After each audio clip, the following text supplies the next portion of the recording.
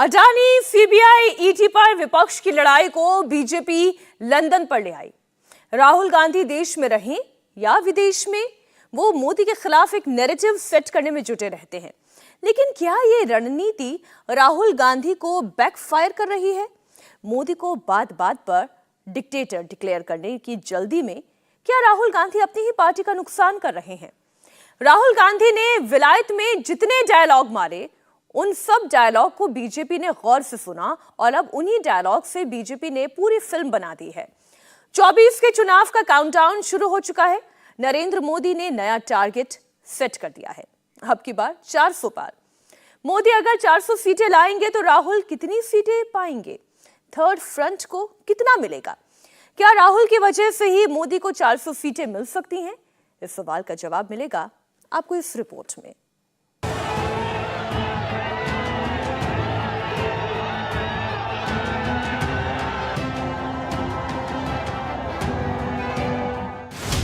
Freedom app से सीखकर क्या आप रेशम के धागे के गहने बनाते हैं? तो आप अपने रेशम के धागे के गहनों को 1 करोड़ फ्रीडम ऐप के जो ग्राहक हैं, उन्हें बिना किसी खर्चे के आप उसे बेच सकते हैं। अब की बार 400 पार।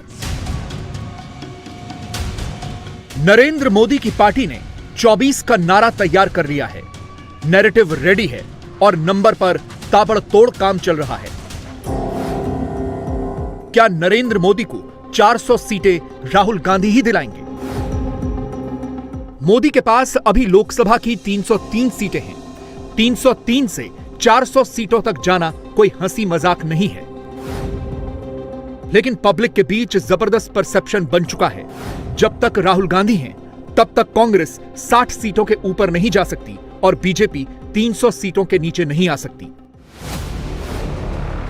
क्या राहुल गांधी ही मोदी के लिए सबसे सूटेबल ओपोनेंट है? 2014 में मोदी ने 282 सीटें जीती और गठबंधन के साथी दलों को 54 सीटें जितवाई। इस तरह एनडीए का कुल नंबर पहुंचा 336।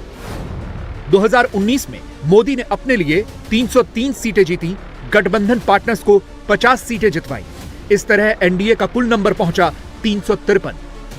मगर 2024 के लिए मोदी के पास कोई बड़ा अलायंस पार्टनर नहीं है।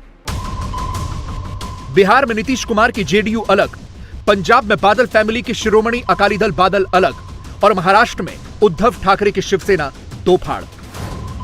गठबंधन पार्टनर्स के बिना नरेंद्र मोदी क्या सच में 400 सीटें जीत सकते हैं?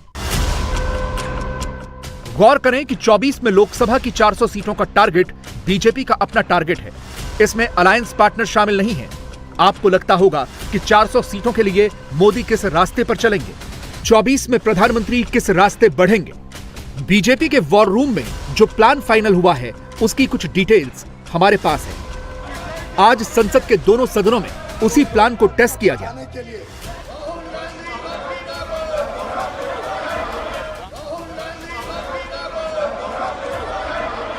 संसद बैठते ही राहुल गांधी माफी मांगों की गूंज सुनाई पड़ने लगी। राजनाथ सिंह, पीयूष गोयल, प्रहलाद जोशी और गिरिराज सिंह जैसे सीनियर मिनिस्टर एक साथ एक्टिव हो गए। लोकसभा में रक्षा मंत्री राजनाथ सिंह फ्रंट पर आए। भारत की गरिमा पर, भारत की प्रतिष्ठा पर उन्होंने गहरी चोट पहुंचाने की कोशिश की है। और अध्यक्ष महोदय, मैं आपसे यह मांग करता हूं कि पूरे सदन के द्वारा उनके इस व्यवहार को कंडम किया जाना चाहिए और उनको ये आपके द्वारा निर्देश दिया जाना चाहिए कि संसद के फोरम पर आकर वह क्षमा याचना करें। अध्यक्ष महोदय, राज्यसभा में सदन के नेता पीयूष गोयल ने मोर्चा संभाला। पूरे देश ने देखा कि विदेशी धरती पर जाकर विपक्ष के नेता ने किस प्रकार से पूरे भारतवासियों के ऊपर चोट लगाई है। मैं समझता हूँ पूरे देश और हर भारतवासी का उन्होंने माफी मांगनी चाहिए। उन्होंने यहाँ के सेना की माफी मांगनी चाहिए। सदन में आके प्रेस की, जुडिशरी की, भारत में जो लोकतंत्र चल रहा है उस पर उनके प्रहार की माफी मांगनी चाहिए। देश का अपमान करना बंद करो। संसद हो या संसद के बाहर, जानते हैं बीजेपी हर जगह राहुल घेरो अभियान क्यों चला रही है? क्योंकि मोदी की पार्टी ये तय कर चुकी है कि 24 का रास्ता यहीं से निकलेगा। राहुल को हिट किया तो बीजेपी की गाड़ी सरसराते हुए 400 सीट की तरफ बढ़ जाएगी। ये जो लीडर ऑफ द हाउस है, इनके स्टेटमेंट को मैं कंडम करता हूं। और उन्होंने कहा डेमोक्रेसी को जो नहीं है इस देश में, जो ये बार बार कह रहे हैं, यहाँ जो चल रहा है उस विषय के बारे में सारी दुनिया जानती है। अगर हमने कुछ कहा कि डेमोक्रेसी यहाँ पर नहीं चल रही ठीक ढंग से, संविधान के अनुसार नहीं चल रही है, डेमोक्रेसी के उसूलों के तहत नहीं चल रही है। नरेंद्र मोदी कभी अरविंद केजरीवाल को दुश्मन नंबर 1 नहीं कहते। मोदी कभी ममता बनर्जी को दुश्मन नंबर 1 नहीं कहते। केसीआर या शरद पवार को भी दुश्मन नंबर 1 नहीं बताते। मोदी कभी भी नीतीश कुमार को दुश्मन नंबर 1 नहीं मानते। यहां तक कि मल्लिकार्जुन खड़गे को भी दुश्मन नंबर 1 नहीं कहते। लेकिन राहुल गांधी का जिक्र आते ही मोदी बेमुरव्वत हो जाते हैं। दुर्भाग्य है कि लंदन में ही भारत के लोकतंत्र पर सवाल उठाने का काम किया गया।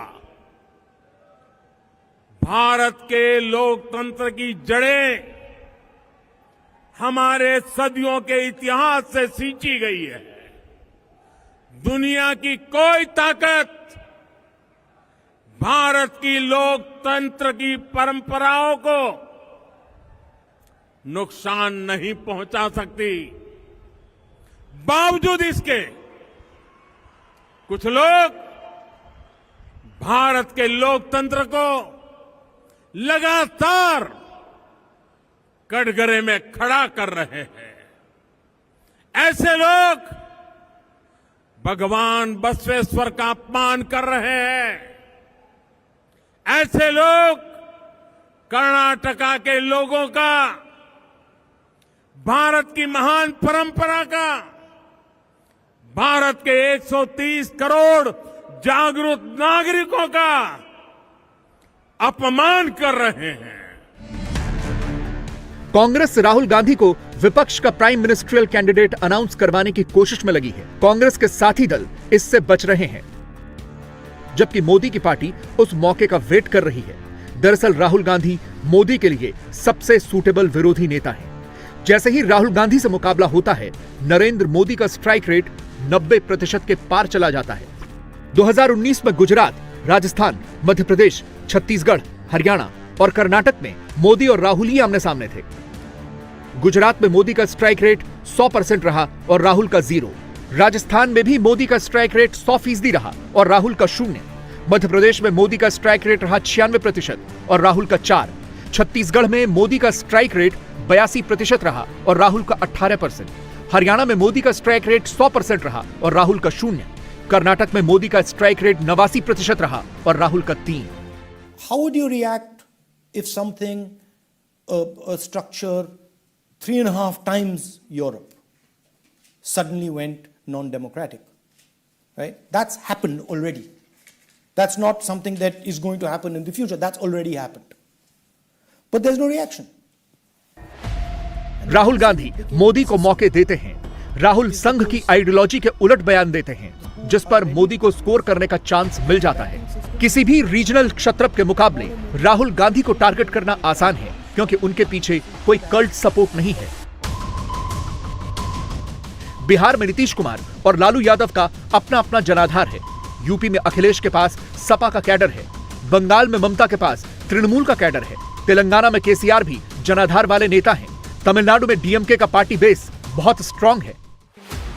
इन राज्यों के रीजनल क्षत्रपों पर हमले करने से उनके बाउंस बैक का खतरा रहता है, जैसा कि 2021 के बंगाल चुनाव में हुआ था। राहुल गांधी के साथ ऐसा कोई खतरा नहीं है। दूसरी बात यह है कि राहुल 2 बार मोदी से हार चुके हैं और वो 3rd टाइम लकी होंगे, इसके कोई संकेत नहीं दिख रहे। कांग्रेस के पूर्व राष्ट्रीय अध्यक्ष ने देश के बाहर जाकर के लंदन में भारत को जिस ढंग से अपमानित किया, भारत के लोकतंत्र को अपमानित किया, भारत के संसद को अपमानित किया। आज लोकसभा का सत्र शुरू हुआ है। लोकसभा के अध्यक्ष जी को इस पर एक कार्रवाई करनी चाहिए कि जो व्यक्ति सदन में 52 मिनट तक बोलने का काम किया, गालियां देने का काम किया, बेहताशा झूठे आरोप लगाने का काम किया, और वो व्यक्ति विदेशों में जाकर के भारत के लोकतंत्र को, भारत के संसद को, भारत को अपमानित करने का, गाली का काम किया। इन पर तो देशद्रोह का मुकदमा चलना चाहिए। राहुल गांधी के उठाए मुद्दों पर नहीं, बीजेपी खुद राहुल को ही मुद्दा बनाकर लड़ना चाहती है। गांधी ने लंदन में जाकर भारत को बदनाम करने की कोशिश की है। मोदी और राहुल का कंपैरिजन दिखाना बीजेपी को सूट करता है। फरवरी 2023 के सर्वे में 72% लोगों ने प्रधानमंत्री के रूप में मोदी के काम की तारीफ की, तो राहुल गांधी को सिर्फ 14% लोगों ने पसंद किया। 14% की रेटिंग राहुल के लिए हाईएस्ट रेटिंग है, वरना वो तो सिंगल डिजिट में ही रहते हैं, जबकि मोदी की ग्लोबल अप्रूवल रेटिंग 78% तक चली जाती है। राजामौली की पिक्चर RRR के गाने नाटू नाटू को ऑस्कर मिला, तो राहुल गांधी की पार्टी ने इस पर भी भद्दा पॉलिटिकल पोस्टर बना दिया। ऐसी तस्वीरों से कांग्रेस की सोशल मीडिया टीम को भले ही यह लगता हो कि उसे लाइक्स और कमेंट्स मिल रहे हैं, लेकिन असल में कांग्रेस पार्टी का नुकसान ही होता है। वोट टूटते हैं, कांग्रेस के साथी छूटते हैं। हमारे पार्टी के लीडर राहुल गांधी जी के खिलाफ आधारहीन बातें करते हुए आज जिस तरीके से कीचड़ छेड़ा जा रहे हैं, लोगों की निगाहों में कांग्रेस पार्टी की छवि को धूमिल करने की कोशिश किया जा रहे हैं, जो बेबुनियाद भद्दा निहायती झूठ इल्जाम लगाने का कोशिश होते हैं, तो उसका विरोध करे। ये विरोध करना हमारे भी फर्ज होते हैं। राहुल गांधी के परनाना पंडित जवाहरलाल नेहरू लगातार 3 चुनाव जीते और 17 साल तक देश के प्रधानमंत्री रहे। 1962 के चुनाव में नेहरू तीसरी बार जीते थे। तब 494 सीटों पर हुए चुनाव में कांग्रेस ने 361 सीटें जीती थीं। 2024 में 543 सीटों पर चुनाव होंगे और मोदी पंडित नेहरू के रिकॉर्ड को बीट करने के लिए मैदान में उतरेंगे। भारत के इंटरनल मामले पे उन्होंने विदेशी शक्तियों को, विदेशी ताकत को इंटरवेंशन करने का, यूरोप और अमेरिका को भारत में हस्तक्षेप करने का मांग करते हैं। मैं ये टोटल कंडेम करता हूं। सिर्फ हम नहीं सर, सारे हमारा सदन कंडेम करना चाहिए। थोड़ा कुछ भी शर्म है तो राहुल गांधी इस सदन में आके माफी मांगना चाहिए। यही हमारा डिमांड है सर। अब 24 में मोदी की 400 सीटों वाले प्रोजेक्शन का मैच समझते हैं। राहुल को 14 में 44 और 19 में 52 सीटें मिली। 24 में बीजेपी राहुल को मैक्सिमम 50 सीटों का मालिक समझती है। रीजनल पार्टियों ने 1996 में मैक्सिमम 129 सीटें जीती थीं। इस बार बीजेपी उनको 90 सीटों पर लाना चाहती है। 50 और 90 को मिला दें तो 140 सीटें होती हैं। इस तरह 543 सीटों में से 400 सीटें बीजेपी के पास जाती हैं।